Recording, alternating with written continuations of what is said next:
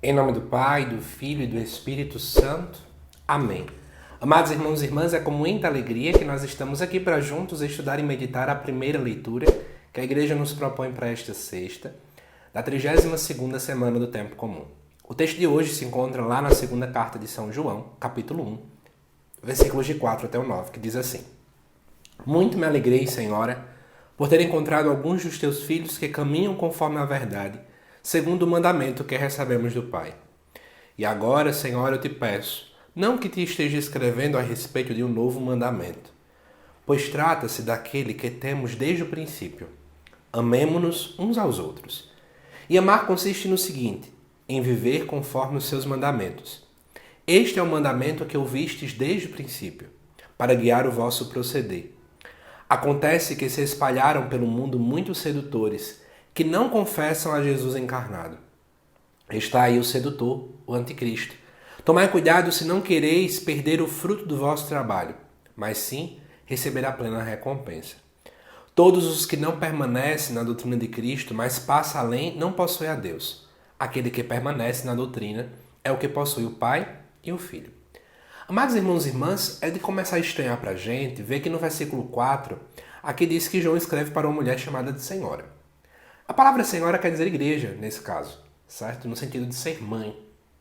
Então, lê esse texto tendo isto em mente. Então, muito me alegrei, por ter encontrado alguns dos teus filhos, ou seja, alguns dos teus membros, alguns dos integrantes desta igreja, que caminham conforme a verdade. E aí ele fala, na verdade, daquele que é o grande mandamento para a teologia de João, que é amar uns aos outros. De fato, nós podemos resumir todos os mandamentos em apenas isso, em amar. É isso que fala-se no versículo 6 e que para mim é um dos pontos chaves dessa leitura.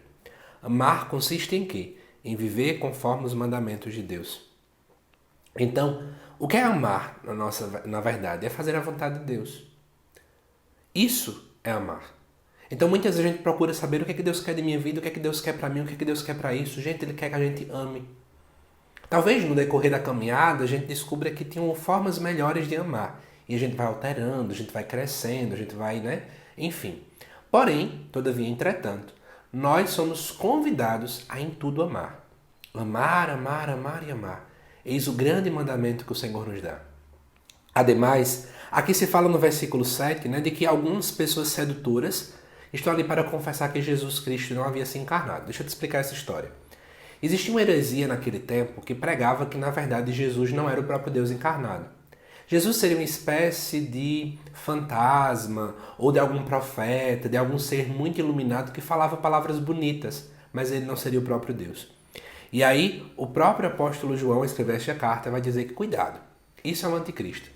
Nós, amados irmãos e irmãs, acreditamos que o próprio Deus se encarnou para a nossa salvação. Ele se fez homem por amor a nós. Olha que grande amor. Chegar a renegar aquilo que é a sua própria essência para poder ser um conosco.